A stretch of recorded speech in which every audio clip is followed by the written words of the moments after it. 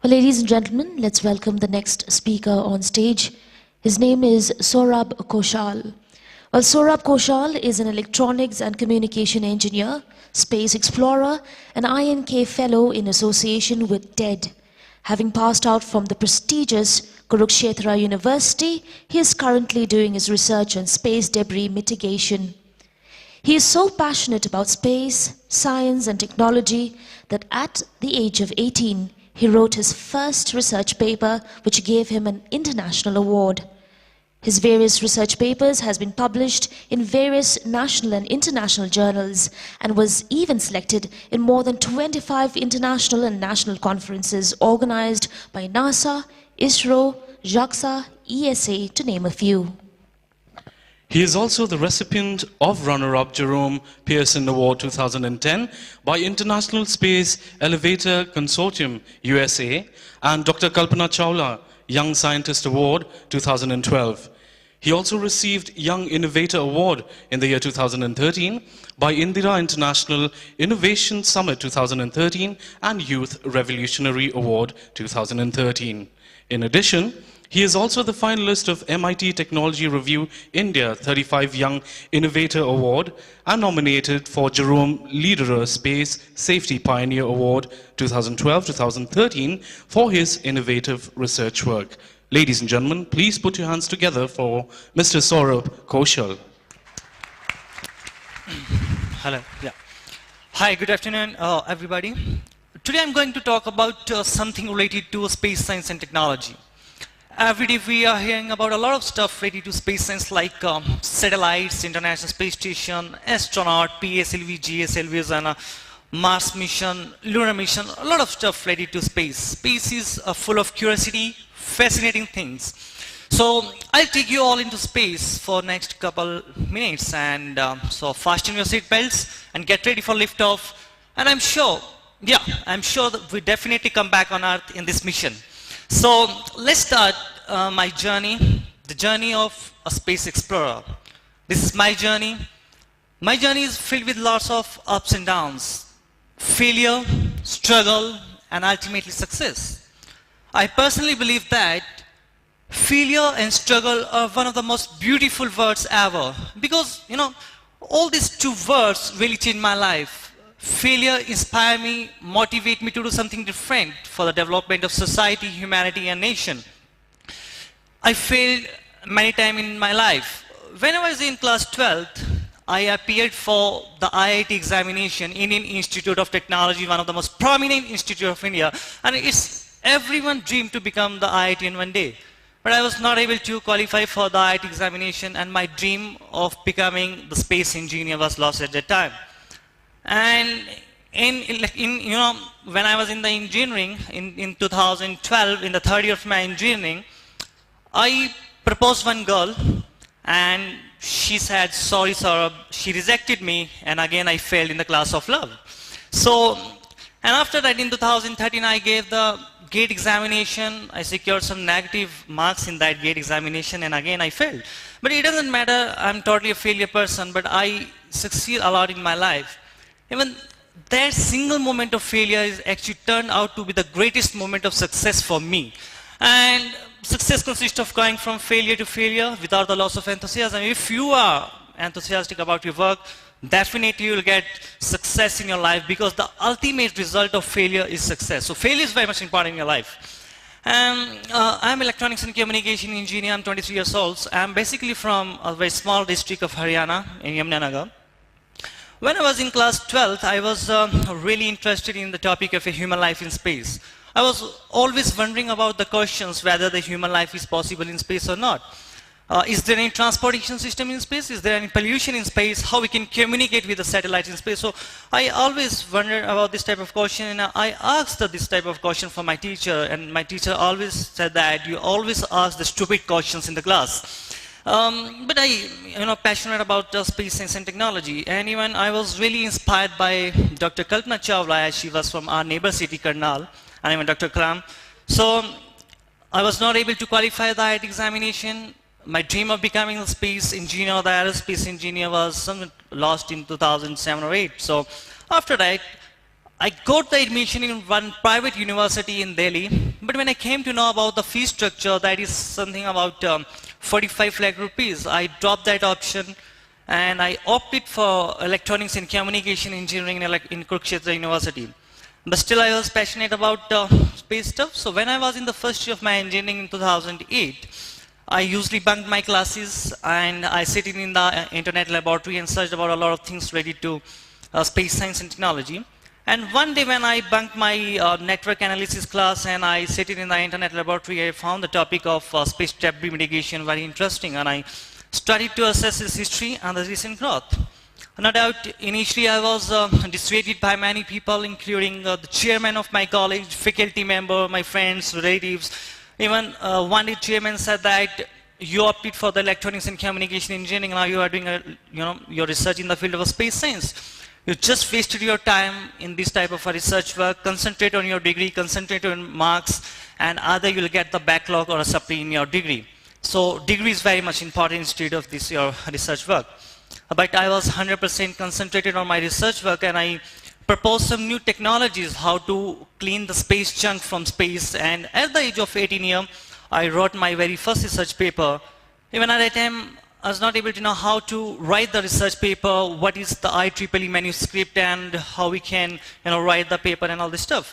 But I wrote the research paper and I submitted to International Space Elevator Consortium in the United States in association with the Microsoft and NASA. And I was just hoping for the best because that was my very first research paper. And after 6 months, when the result came out, my very first research paper stood the runner-up Jerome Pearson, an astronaut award by ISEC USA in association with the Microsoft and NASA. So that was, the starting of my journey, because that particular award really boosted my morale to a great extent. And after that, I did a lot of research work in the field of space science, and I proposed some new technologies to clean up the space junk. Even after that, likewise, I'm not becoming the aerospace engineer, but today I'm something space debris cleaner, or likewise, I'm doing a research work on this field. So I would like to show you one video. What exactly is this space junk? Can you have a video? Yeah. 6, 5, 4, 3, 2, 1.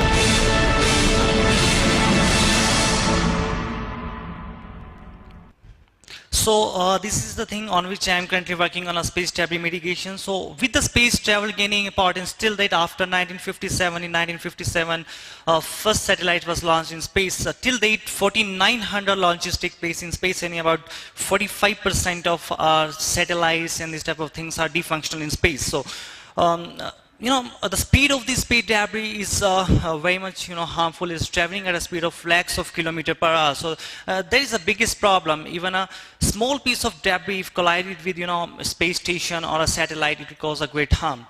At present, there are approximately 30,000 pieces of space junk in space having size greater than 10 centimeters, and even a billions of pieces of space junk having size few millimeters in space and traveling at a speed of lakhs of kilometers per hour.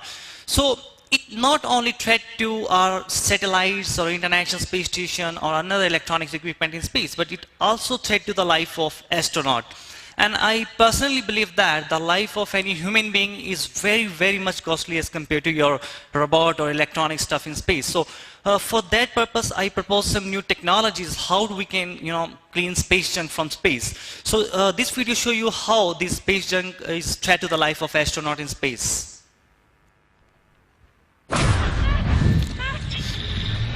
Explorer's been hit. Explorer, do you read?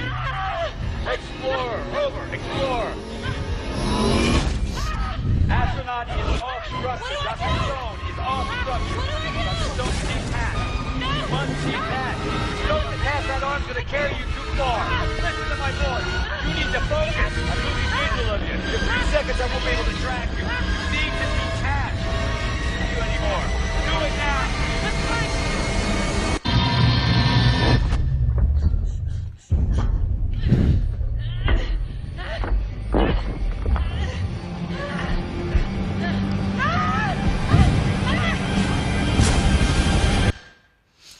So I proposed some new technologies, and when I was in college in the first year of my engineering, I proposed the first technology, that is the use of nanotube mesh technique using laser and nanobot.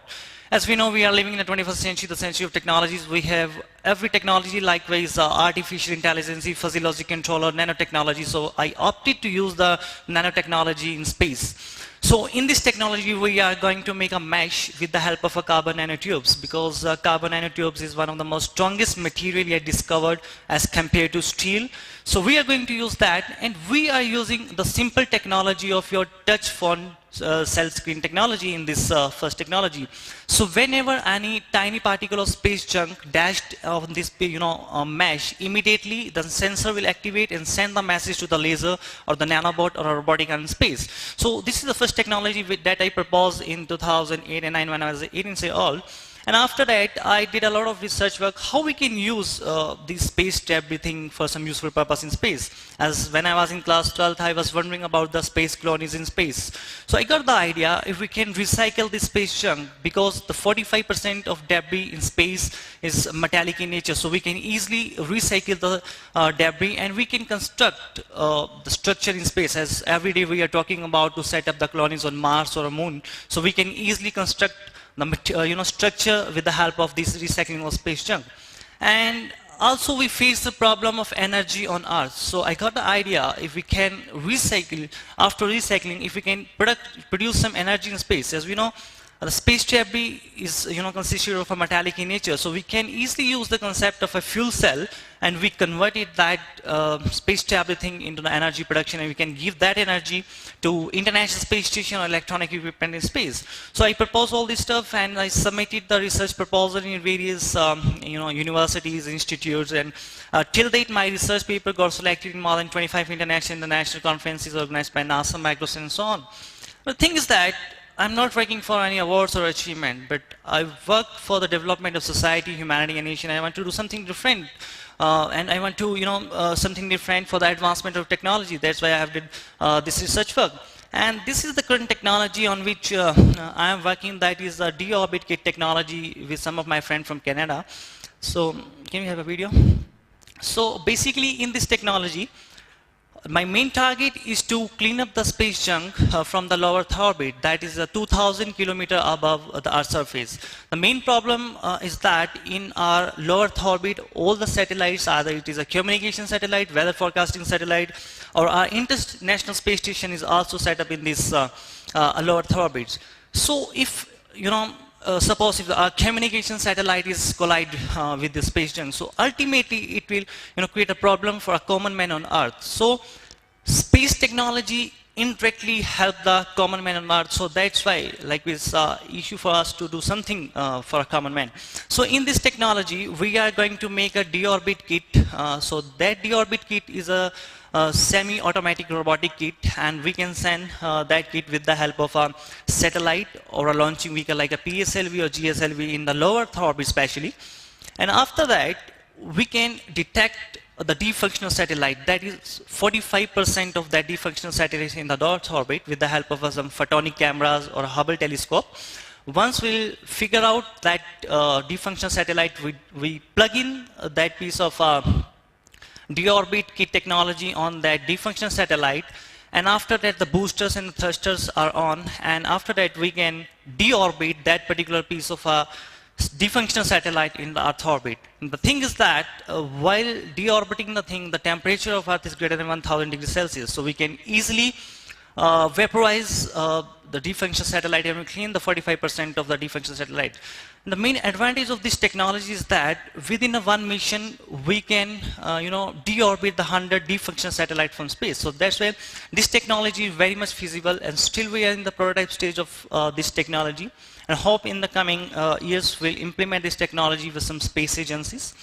And after that, here's another project on which I'm working, dream to go into space one day. Is everyone dream to go into space one day? When it's my dream to go into space one day. So we are also looking for some one of the most cheapest mean of transportation system. So I'm working on this technology that is a space elevator system. So I'd like to show you the video first. Ladies and gentlemen, welcome on board. Please fasten and check your seatbelts. We'll reach Lunar 5 at 17:30 Earth time. We'd like to thank you for choosing STS Transportation.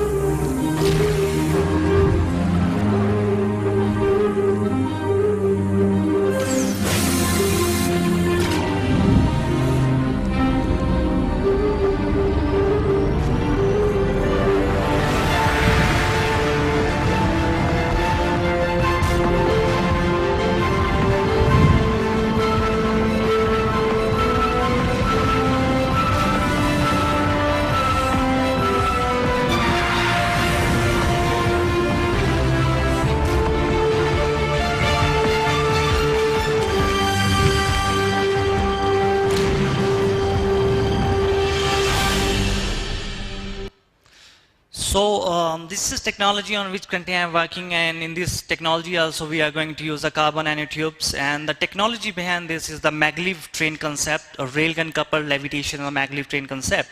The thing is that if we'll make this technology happen, then definitely we'll send the human being on Moon or Mars, and we can set up a colonies in space, and we can do a lot of experiment in the zero gravity. Likewise, we can do a lot of experiment related to a cancer detection things in the zero gravity.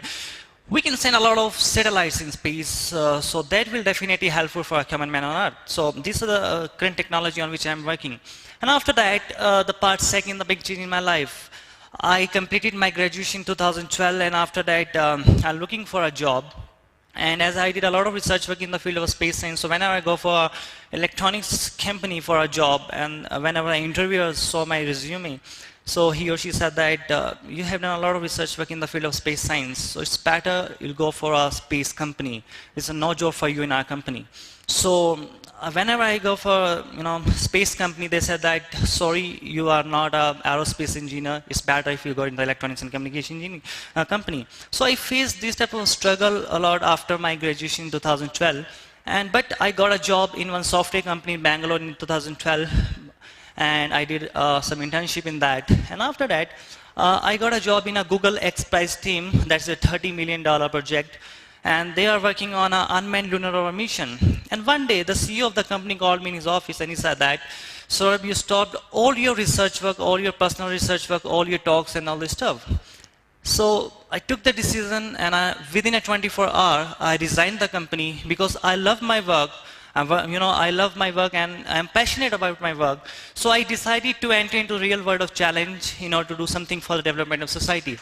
And I come up with India's first space startup, and the main, this is a small story behind it, why I started this startup. The thing is that I'm an engineer. I'm here talking about only engineers. Every year we produce near about 9 lakh engineers. I'm only talking about engineers.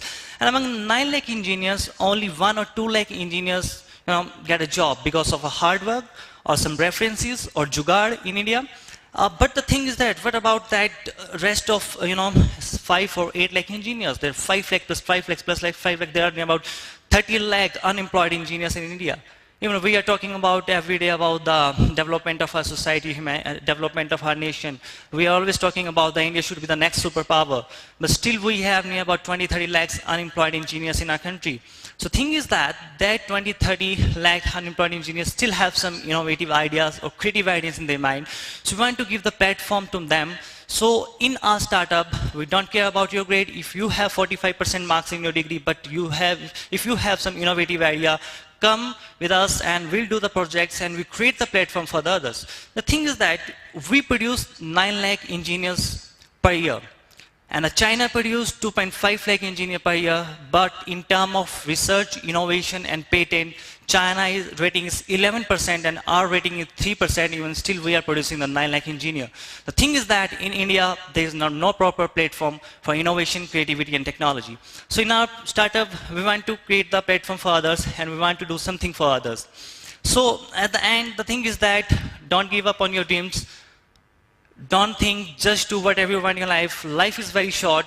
If you are passionate about your work, then go ahead. Definitely you will achieve in your life. So at the end, I like to say that the true sign of intelligence is not knowledge, but imagination. If you have a good imagination, then definitely you will succeed in your life. So always dream, act, and definitely you will do some changes for the society. And always remember to do something for the development of humanity, society, and nation. Thank you.